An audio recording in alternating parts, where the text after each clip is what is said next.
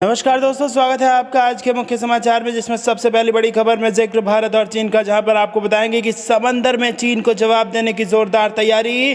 भारत ने 2 दिन में लॉन्च किया खतरनाक हथियार। इसी के साथ दूसरी बड़ी खबर में आपको बताएंगे कि अमेरिका ने कहा चीन की हरकतों से निपटना है तो भारत जैसे पार्टनर की ज़रूरत है। जी हाँ दोस्तों, भारत और चीन के बीच में यहाँ पर जो तनाव चल रहा है, इसी बीच अब अमेरिका और भारत बेहद बड़ी बैठक करने वाले हैं। उससे पहले अमेरिका ने यह बड़ा बयान दिया है, कहा है कि चीन की हरकतों को निपटने के लिए भारत जैसा पार्टनर बेहद जरूरी है। और तीसरी बड़ी खबर में जिक्र होगा कि राष्ट्रपति और प्रधानमंत्री को मिलेगी और भी फौलादी सुरक्षा, और अमेरिका से आ रहा है दूसरा वीवीआईपी विमान।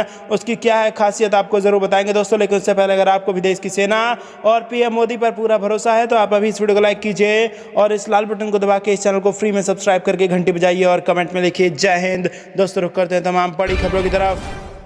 समंदर में चीन को जवाब देने की जोरदार तैयारी। भारत ने 2 दिन में लॉन्च किए ये खतरनाक हथियार। जी हां दोस्तों, पूर्वी लद्दाख में चीन के साथ पिछले 5 महीने से गंभीर तनातनी के बीच पिछले कुछ समय से भारत अपनी सैन्य क्षमताओं का प्रदर्शन करने में लगा है। चीन की नौ शक्ति का जवाब देने के लिए भारत ने पिछले 2 दिनों नेवी के 2 संहारक हथियारों का परीक्षण किया है, जो युद्ध की स्थिति में चीन के सपनों को पानी में मिला सकते हैं, हर वक्त दुश्मन पर प्रहार के लिए तैयार। बता दें कि चीन की विस्तारवादी साजिश का जवाब देने के लिए भारत ने अरब सागर में एंटी शिप मिसाइल का सफल परीक्षण किया। इस परीक्षण की तस्वीरें देखकर दुश्मन की नींद उड़ना तय है। आईएनएस प्रबल हर वक्त दुश्मन पर प्रहार के लिए तैयार रहता है। इसकी एक झलक दुश्मन देशों की युद्ध पोतों के लिए खतरे का सिग्नल होती है। बिजली की तेजी से हमला करती है मिसाइलें। भारत ने इसी आईएनएस प्रबल एंटी शिप मिसाइल का परीक्षण किया है। ये मिसाइल बिजली की रफ्तार से दुश्मन देश के जहाज पर हमला करती है। जब तक दुश्मन को इस हमले का पता चल पाता है, तब तक उसके चिथड़े उड़ चुके होते हैं। यह मिसाइल उसे इस कदर बर्बाद करती है कि वो युद्धपोत चंद नॉटिकल दूरी भी तय नहीं कर पाता। जिस आईएनएस प्रबल से एंटी शिप मिसाइल का परीक्षण किया गया है, उसे भारतीय नौसेना का बाहुबली माना जाता है। इस जहाज को 11 अप्रैल 2002 में नेवी में शामिल किया गया था। यह युद्धपोत समंदर में 60 किलोमीटर प्रति घंटे की तेज रफ्तार से चलता है। यह मल्टीपर्पज युद्धपोत है। इसे कोस्टल एरिया की सुरक्षा और युद्ध दोनों में इस्तेमाल कर सकते हैं। यह युद्धपोत कई तरह के हथियारों से लैस है और इसमें लंबी दूरी की कई मिसाइलें लगी हुई हैं। आईएनएस प्रबल पर 16 KH-35 एंटी शिप मिसाइलें तैनात रहती हैं। यही बात प्रबल को खास बनाती है। रूस की KH-35 मिसाइल को बहुत घातक मिसाइल माना जाता है।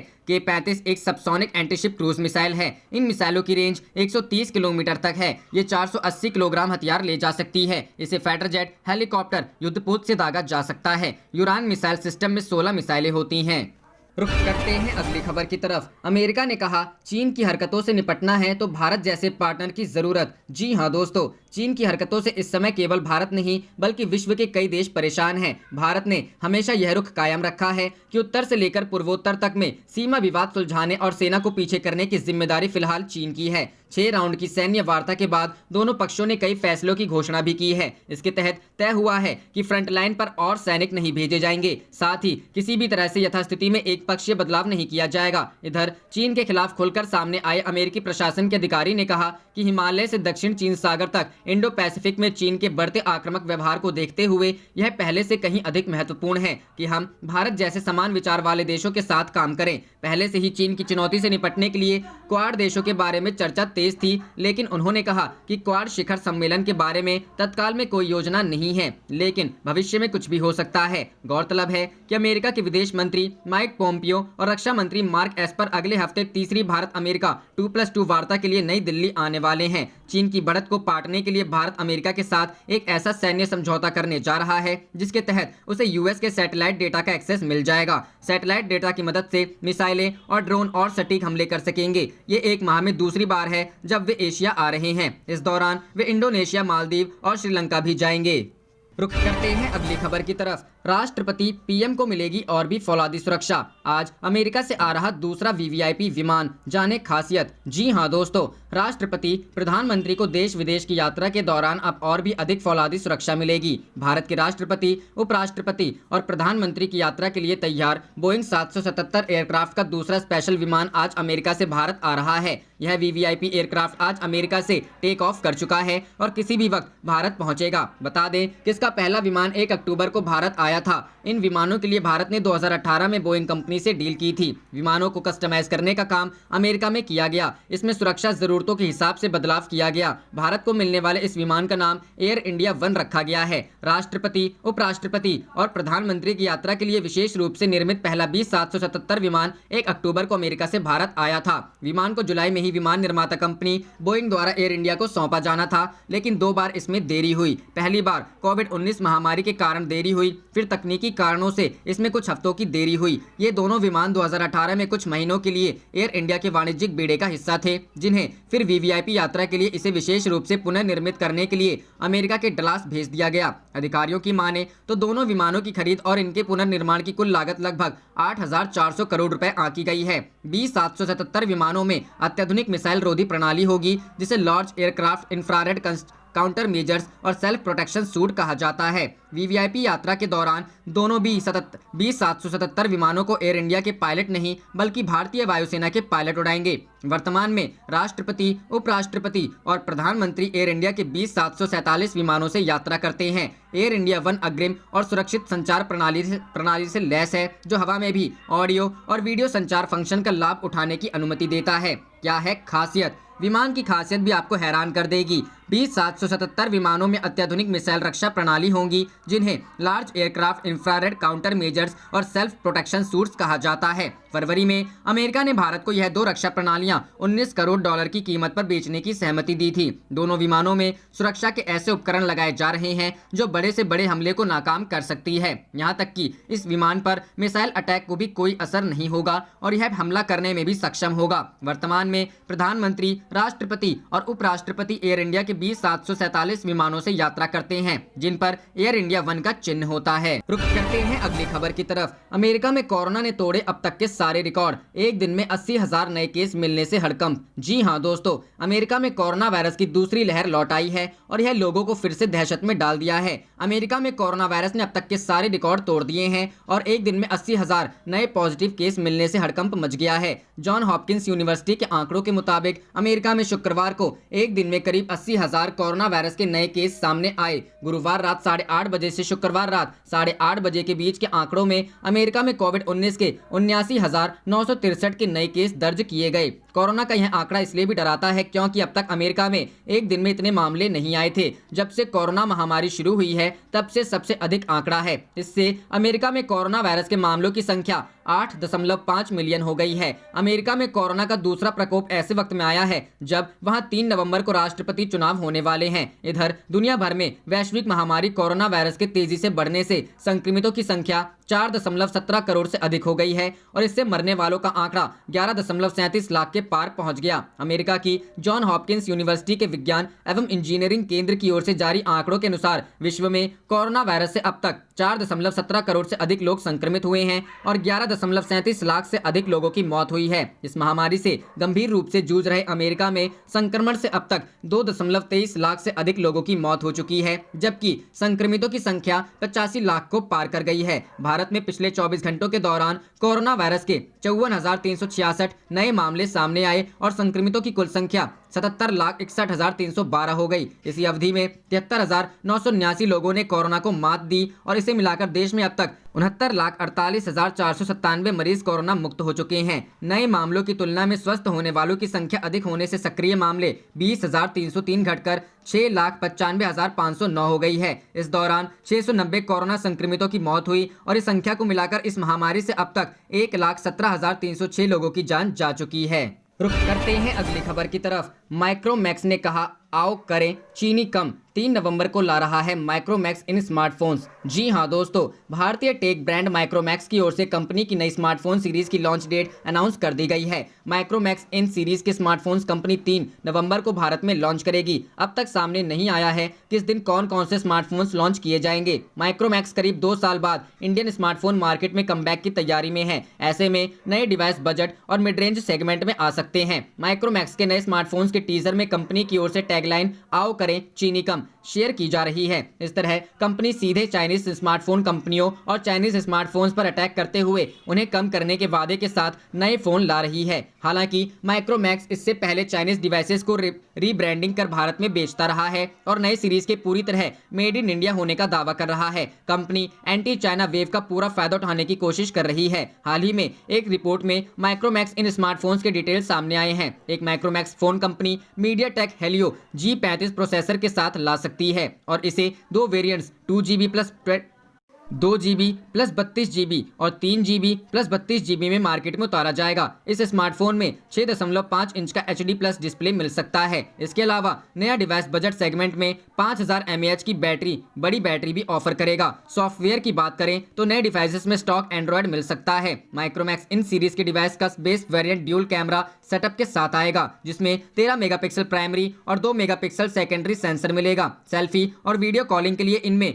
8 मेगापिक्सल का फ्रंट कैमरा मिलेगा। दूसरा 3GB RAM model triple camera 13+5+2 megapixel offer कर सकता है। सेल्फी के लिए इसमें 13 मेगापिक्सल फ्रंट कैमरा मिल सकता है। रिपोर्ट की माने तो इनकी कीमत 7,000 रुपए से 15,000 रुपए के बीच होगी।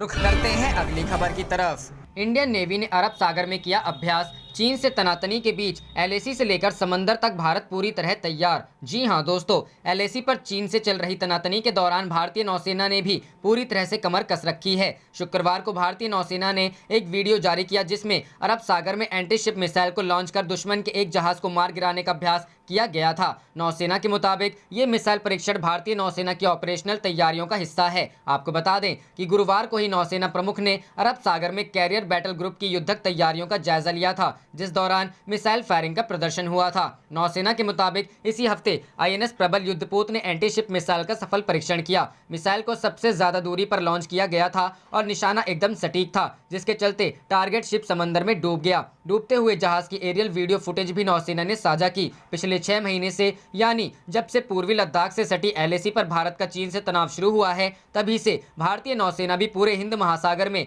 ऑपरेशनली तैयार है। कोरोना महामारी, खराब मौसम और समंदर में आंधी तूफान के बावजूद नौसेना के सभी युद्धपोत पूरे हिंद महासागर की निगहबानी के साथ साथ युद्ध जैसे हालात के लिए पूरी तरह तैयार है। नौसेना की युद्धक तैयारियों का जायजा लेने के लिए ही chief of naval staff admiral Karambir Singh ने गुरुवार को अरब सागर में कैरियर बैटल ग्रुप की कॉम्बैट रेडीनेस का प्रदर्शन देखा। नौसेना की पश्चिमी कमान के इस कैरियर बैटल ग्रुप में एयरक्राफ्ट कैरियर INS विक्रमादित्य सहित फ्रीगेट्स, मिसाइल डेस्ट्रॉयर्स, कॉर्विएटर्स और फ्लीट सपोर्ट शिप्स शामिल थे। इसके अलावा नौसेना के MiG-29 फाइटर जेट्स और हेलीकॉप्टर ने भी अपनी तैयारियों का प्रदर्शन इस दौरान किया। नौसेना के प्रवक्ता कमांडर विवेक मधवाल के मुताबिक नौसेना प्रमुख के समक्ष मिसाइल फायरिंग से लेकर air to air combat operations, anti submarine drill और फ्लीट मैन्यूवरिंग का प्रदर्शन हुआ। आपको बता दें कि अरब सागर में ही पाकिस्तान के समंदर से सटी IMBL यानी इंटरनेशनल मैरीटाइम बाउंड्री लाइन है।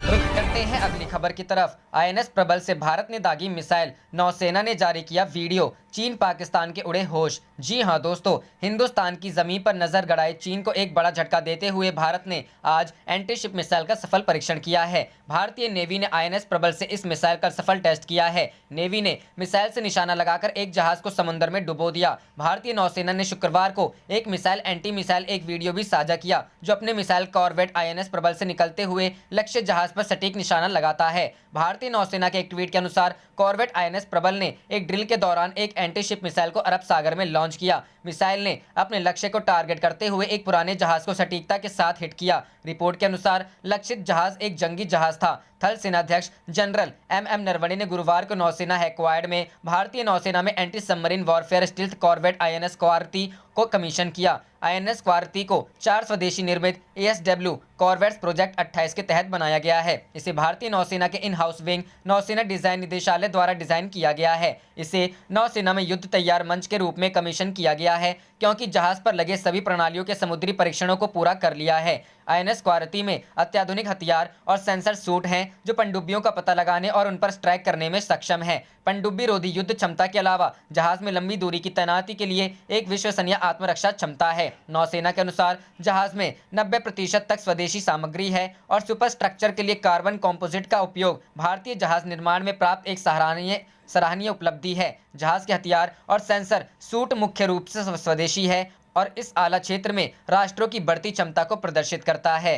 रुख करते हैं अगली खबर की तरफ। प्याज की बढ़ती कीमतों पर एक्शन मोड में केंद्र सरकार, लागू किए ये नियम। जी हां दोस्तों, प्याज की बढ़ती कीमतों की वजह से आलोचना झेल रही केंद्र सरकार एक्शन मोड में आ गई है। सरकार ने एक ऐसा फैसला लिया है जिसके जरिए जमाखोरी पर रोक लगाई जा सकेगी। उपभोक्ता मामले विभाग के सचिव लीना नंदन के मुताबिक केंद्र सरकार ने स्टॉक लिमिट लागू कर दी है। यह स्टॉक लिमिट होलसेल और रिटेल दोनों प्रकार के कारोबारियों पर 31 दिसंबर तक लागू रहेगी। लीना नंदन ने बताया कि रिटेल कारोबारी 2 टन तक प्याज का स्टॉक रख सकता है, वहीं होलसेल कारोबारी को 25 टन प्याज का स्टॉक रखने की इजाजत होगी। केंद्रीय मंत्री पीयूष गोयल ने एक ट्वीट कर बताया कि प्याज के निर्यात पर पाबंदी लगा दी गई है, वहीं आयात नियमों में भी ढील है। केरल, असम और तमिलनाडु जैसे राज्यों को बफर स्टॉक से प्याज दी जाएगी। अन्य राज्यों को भी बफर स्टॉक से प्याज देने का ऑफर किया गया है। वहीं लीना नंदन ने बताया, यह पहली बार है जब हमने 1 लाख मीट्रिक टन प्याज का बफर स्टॉक बनाया है ताकि उस स्टॉक की कैलिब्रेटेड रिलीज से बढ़ती कीमत का ध्यान रखा जा सके। रुख करते हैं अगली खबर की तरफ। बिहार में चुनाव के बाद स्वामित्व योजना लागू होगी, हर जमीन मालिक को मिलेगा प्रॉपर्टी कार्ड, पीएम मोदी। जी हां दोस्तों, प्रधानमंत्री नरेंद्र मोदी ने कहा कि बिहार विधानसभा चुनाव में एनडीए की सरकार बनने के बाद यहां स्वामित्व योजना लागू हो जाएगी। इसके तहत लोगों को प्रॉपर्टी कार्ड मिलेगा। इस कार्ड के जरिए लोगों को स्वरोजगार के लिए ऋण मिल सकेगा। 6 राज्यों में पायलट प्रोजेक्ट के तहत यह योजना चल रही है। प्रधानमंत्री ने कहा कि 3 चुनावी सभाओं से स्पष्ट हो गया है कि बिहार की जनता नीतीश कुमार को फिर से मुख्यमंत्री बनाने का संकल्प ले चुकी है। बिहार प्रगति के पथ पर चल रहा है। एनडीए की सरकार बनी तो बिहार का और विकास होगा। प्रधानमंत्री नरेंद्र मोदी ने शुक्रवार को भागलपुर स्थित हवाई अड्डा से 7 जिले की चुनावी सभा को संबोधित किया। 23 मिनट के संबोधन में पीएम ने अंगिका में लोगों का अभिवादन किया। उन्होंने कहा, ओ भाई बहन सब, हमें दानवीर कर्ण की धरती, चंपा नगरी, मदार पर्वत की धरती, बाबा बासुकीनाथ, अजैबगीनाथ और श्रृंगी ऋषि की पवित्र भूमि के प्रणाम करे छियोन। मुख्यमंत्री नीतीश कुमार को मित्र बताते हुए कहा कि बिहार में हर क्षेत्र में विकास हो रहा है। विपक्ष पर निशाना साधते हुए प्रधानमंत्री ने कहा कि विपक्ष राष्ट्रहित के सभी फैसलों का विरोध कर रहा है। कश्मीर से अनुच्छेद 370, 3 तलाक कानून और सुप्रीम कोर्ट द्वारा राम जन्मभूमि बनाने के फैसले का विरोध किया। पीएम ने विपक्ष पर निशाना साधते हुए कहा कि हर चीज का विरोध करने वाले अबोध के हाथों में सत्ता गई तो बिहार की गति और प्रगति थम जाएगी। बिहार की जनता इस बात को जानती है, इसलिए नीतीश कुमार को फिर से सीएम बनाने का संकल्प ले चुकी है। एनडीए की सरकार बिहार को दिलाएगा हक। बिहार विकास का हकदार है। एनडीए की सरकार ही यह हक दे सकती है। पिछड़ों, दलितों और आदिवासियों के विकास का काम एनडीए की सरकार करती है। बिहार में इंफ्रास्ट्रक्चर के विकास की जरूरत को देखते हुए केंद्र सरकार ने 1.25 लाख करोड़ रुपए का प्रोजेक्ट दिया। 3500 किलोमीटर राष्ट्रीय राजमार्ग बन चुके हैं या बन रहे हैं। 750 किलोमीटर रेल लाइन का उन्नतीकरण हो रहा है। भागलपुर से गुजरने वाले एनएच के चौड़ीकरण को भी स्वीकृति दी गई है। विक्रमशिला के समानांतर पुल का काम शुरू हो चुका है। हल्दिया वाराणसी जलमार्ग का लाभ भागलपुर को भी मिलेगा। बिहार में गंगा पर हर 25 किलोमीटर पर एक पुल बन चुका है या बन रहा है। किउल और कोसी नदी पर भी पुलों का विस्तार हो रहा है। कृषि कानून लागू हो चुका है, जिसका फायदा बिहार के किसानों को भी मिलेगा। पशुपालकों और मत्स्य पालकों के भले के लिए भी एनडीए की सरकार काम कर रही है। एमएसपी को लेकर विपक्ष अफवाह फैला रहा है। रुख करते हैं अगली खबर की तरफ। बिहार में चुनाव के बाद स्वामित्व योजना लागू होगी, हर जमीन मालिक को मिलेगा प्रॉपर्टी कार्ड, पीएम मोदी। जी हां दोस्तों, प्रधानमंत्री नरेंद्र मोदी ने बिहार में राजद सहित विपक्ष पर शुक्रवार को आरोप लगाया कि राज्य के विकास की हर योजना को अटकाने वाले विपक्ष ने अपने 15 साल के शासन में बिहार को लगातार लूटा और सत्ता को अपनी तिजोरी भरने का माध्यम बनाया। उन्होंने कहा कि बिहार की जनता भ्रम में नहीं है और उसने आत्मनिर्भरता के लिए नीतीश कुमार के नेतृत्व में राजग सरकार बनाने का मन बना लिया है। प्रधानमंत्री ने बिहार में चुनावी रैलियों को संबोधित करते हुए कहा कि बिहार के लोगों ने मन बना लिया है, ठान लिया है कि जिनका इतिहास बिहार को बीमारू बनाने का है, उन्हें आसपास भी नहीं फटकने देंगे। मोदी ने बिहार के मुख्यमंत्री नीतीश कुमार के साथ मंच साझा करते हुए आरोप लगाया कि जब बिहार के लोगों ने इन्हें सत्ता से बेदखल कर दिया और नीतीश कुमार को मौका दिया तो ये बौखला गए और इसके बाद 10 साल तक इन लोगों ने संपर्क सरकार में रहते हुए बिहार के लोगों पर अपना गुस्सा निकाला। उन्होंने विपक्ष पर निशाना साधते हुए आरोप लगाया कि इन लोगों को आपकी जरूरतों से कभी सरोकार नहीं रहा और इनका ध्यान अपने स्वार्थों एवं अपनी तिजोरी पर रहा है। उन्होंने कहा कि यही कारण है कि भोजपुर सहित पूरे बिहार में लंबे समय तक बिजली, सड़क, पानी जैसी मूलभूत सुविधाओं का विकास नहीं हो पाया। मोदी ने कहा, राजग के विरोध में इन लोगों ने मिलकर जो पिटारा बनाया है, जिसे ये लोग महागठबंधन कहते हैं, उसकी रग रग से बिहार के लोग वाकिफ हैं। उन्होंने कहा, जो लोग नक्सलियों को हिंसक गतिविधियों को खुली छूट देते रहे, आज वे राजग के विरोध में खड़े हैं। मोदी ने कहा, आज राष्ट्रीय जनतांत्रिक गठबंधन के सभी दल मिलकर आत्मनिर्भर एवं आत्मविश्वासी बिहार के निर्माण में जुटे हैं। बिहार को अब भी विकास के सफर में मीलों आगे जाना है, नई बुलंदी की तरफ उड़ान भरनी है। प्रधानमंत्री ने अपने संबोधन के दौरान बिहार के लोगों को पूर्ववर्ती राजद सरकार के काल की कानून एवं व्यवस्था की स्थिति का जिक्र करते हुए कहा, आज बिहार में पीढ़ी भले बदल गई हो, लेकिन बिहार के नौजवानों को याद रखना है कि बिहार को इतनी मुश्किलों में डालने वाले कौन थे। रुख करते हैं अगली खबर की तरफ।